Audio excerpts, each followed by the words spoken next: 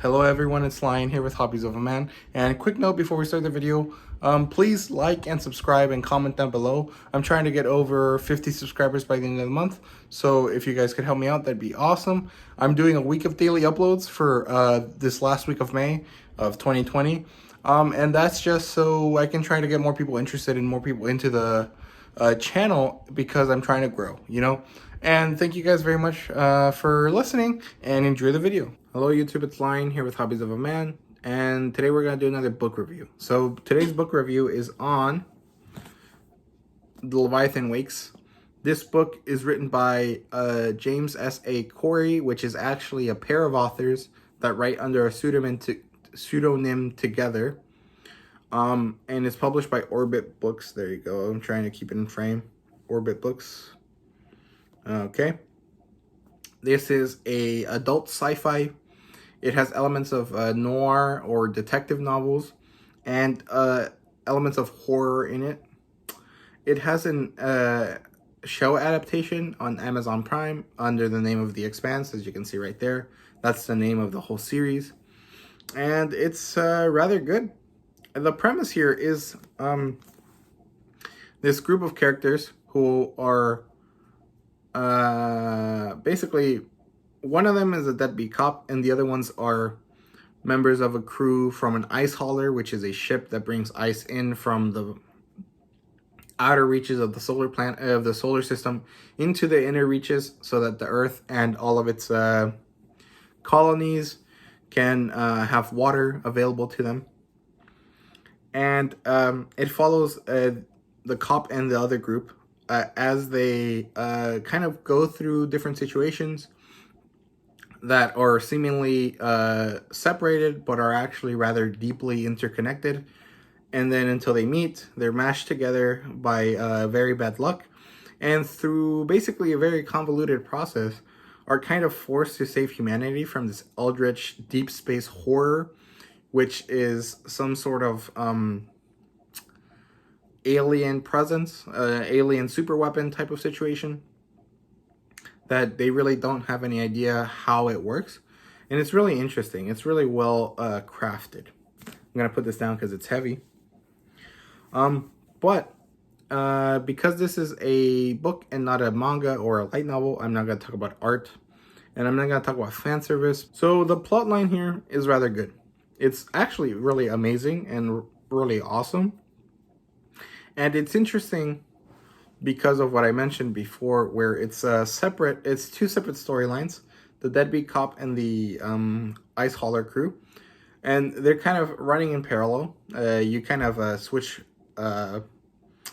viewpoints during the first quarter, almost half of the book. You kind of switch points to see the two different storylines. The deadbeat cop is kind of investigating this woman who got lost and who they want to find. And then this other crew has basically had their ship exploded, have to be on the run, and are running away from Mars and from Earth because they basically blame them for attacking their ice hauler, which is later found out that it's not exactly correct. And these two groups kind of are doing things, and then they combine, and then they go in together into the rest of the book. And I was actually more interested in the ice hauler plotline. I think that that's a much more normal type of sci-fi story. You know, it's a crew, they're on a spaceship, they're tightly confined, tensions run high. They're having to run away from a problem that they can't fix. They're running out of time, that sort of thing. And the deadbeat cop was very much a noir detective story. It felt like, you know, something you see in a movie, something like you read, like Dresden Files, or a, you know, one of those James Patterson books, where it's a guy. He's not really the best guy, but he's good enough. And he's trying to do this thing, and he wants to do the right thing, but he has to do it in ways that are not the right way, or like not the correct way. But he's ultimately right. And then they combine, and you kind of see this shift in tone, where the deadbeat cop is still good and ultimately the hero, but he is put against the captain of the ice hauler, Captain Holden, who is like kind of the dichotomic opposite of him, where he's like the guy that always does the right thing, even if it's actually not the right thing to do. He's kind of noble in that sense. And it's really interesting. There's a lot of smooth transitions between these different types of action and suspense and tension. And it's really cool how the genres kind of mix into this really widespread, really interesting, deep lore that this book really builds. And yeah, that's basically the plot line. I don't really want to spoil too much because it's basically a lot of it is very impactful if you don't know anything about it. So I don't want to spoil it too much, but yeah. So moving on to the characters, they're all really interesting. At least the 6 main characters. There's a lot more than that, but the most important one is probably Miller, and Holden is almost the same.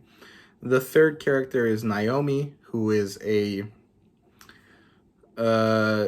she turns into the commanding officer once the captain of the ice hauler is killed, which makes Holden the captain. There's Alex and Amos, who are kind of crew members. One of them is an ex-soldier, and the other one is a mechanic. And then there's Fred, who is a ex-soldier for Mars, turned into this like civil rights activist soldier kind of guy for the Belt, which is humans that have basically lived outside of Earth and the moon and Mars for a long time, and so they're now used to low gravity situations, and that makes them kind of shift physically. They're not like normal humans that are rather stocky. They're all really, really tall, really skinny, big bulbous heads, really knobbly joints. They really look very different from regular humans. And yeah, so Miller is the interesting kind of good guy that's kind of willing to do the bad things to get the good result in the end. Holden is the very noble, justice-oriented good guy. Naomi and Miller actually function as Holden's kind of foil.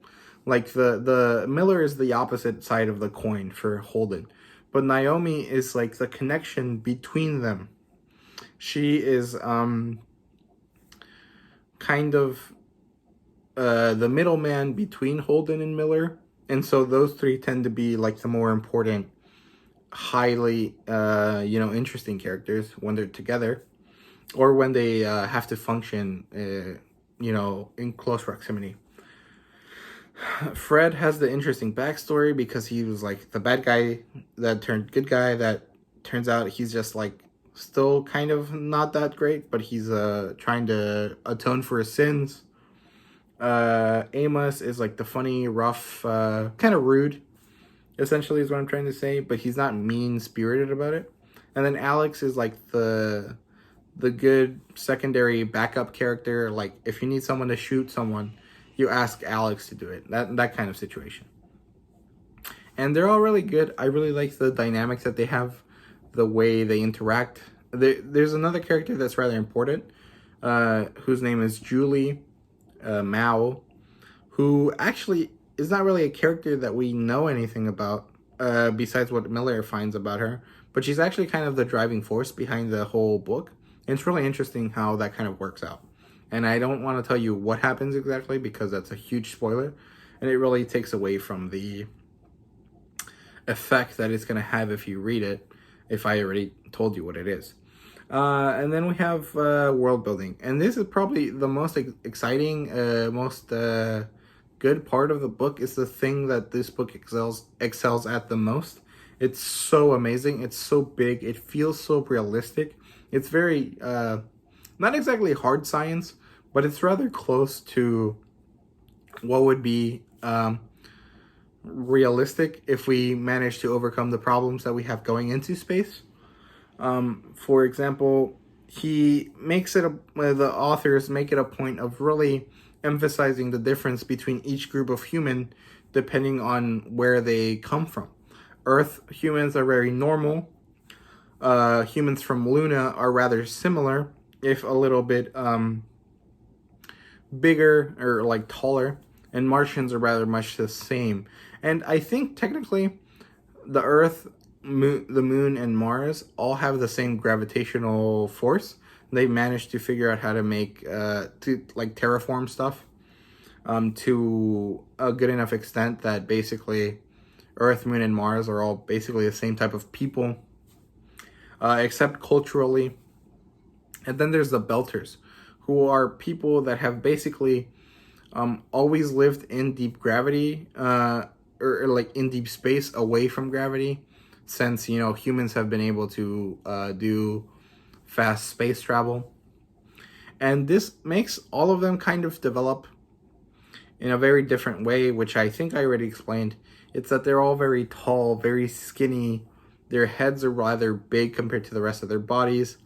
Their joints are rather knobbly, mostly because they're rather skinny.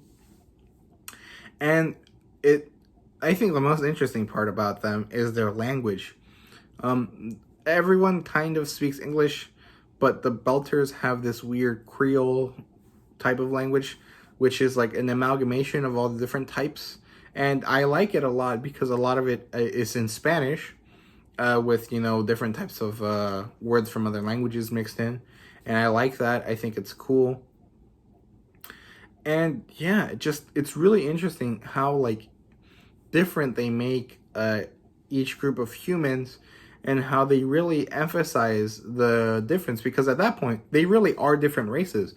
And so racism kind of is real, or like kind of makes sense in that sense, because, you know, a human from Earth and a human from the Belt look completely different. I mean, they're still human, but they're like not able to coexist in the same sphere that easily. And there's huge cultural differences that really affect how each of them sees each other. You know, the Belters all live in basically meteors that they hollow out and then turn into bases. And so they've always lived on canned air. They have minimal gravity. They essentially have learned to live with the bare essentials, bare minimum. And so they're much more pragmatic than regular Earth people, who still have the ability to go outside and like enjoy very small things about human life that we take for granted. And so there's this huge racial, cultural divide between them that really fuels a lot of the conflict in this book. And I thought it was really interesting. I thought it was rather well done as well. It like kind of mirrors real world problems without it feeling like they're shoving stuff down your throat. It's really interesting and really well done. Yeah, that's basically it on that. And the world building in the alien sense is also really interesting. You don't really understand how it works, but it definitely has this sort of like Alien, like the movie Alien, like the chestbuster thing, and like the xenomorphs. It kind of feels like that, but on a much more like eldritch, like the Flood kind of thing. Like, you know, the Flood from Halo, those weird like monsters that like take over things and then like mess it up. That kind of, it feels like that. And it has this huge like, oh god, this is horrifying feeling, you know. It's something that you don't want to really experience. You want to stay away from it as much as possible. And it's really interesting how that all kind of works. Obviously there's no art in this book, although I have to say the cover art is really, really good, and I like this spaceship a lot. It doesn't look you know, weird. Like, well, it looks weird, but it looks much more functional than like regular spaceships that we see. Like, you know, Star Wars spaceships. It doesn't make sense for spaceships to have like a clear forward and a clear backward. Because, you know, in space, you don't actually have forwards and backwards except for relative to where you're going and where you're coming from. And so it doesn't make sense to have a forward and backward ship, part of the ship. And so these kind of look more like square. They just kind of look like boxes that have stuff on them, which is cool. I think that's really interesting. I haven't seen the show, so I don't know if that's accurately depicted there. And they don't really talk about how the ships look, except for one ship that basically is supposed to be like some sort of like temple / church thing. I don't know. It's really cool. And there's no fan service here either, but because it's an adult book, sex is mentioned quite a few times, and so if you're not a fan of that, I guess this might not be for you. It's really not very important, but there are aspects of it mentioned here or there, so that's a thing. And yeah, I think this is a very solid book. I'm going to give it a 5 out of 5 or a 10 out of 10.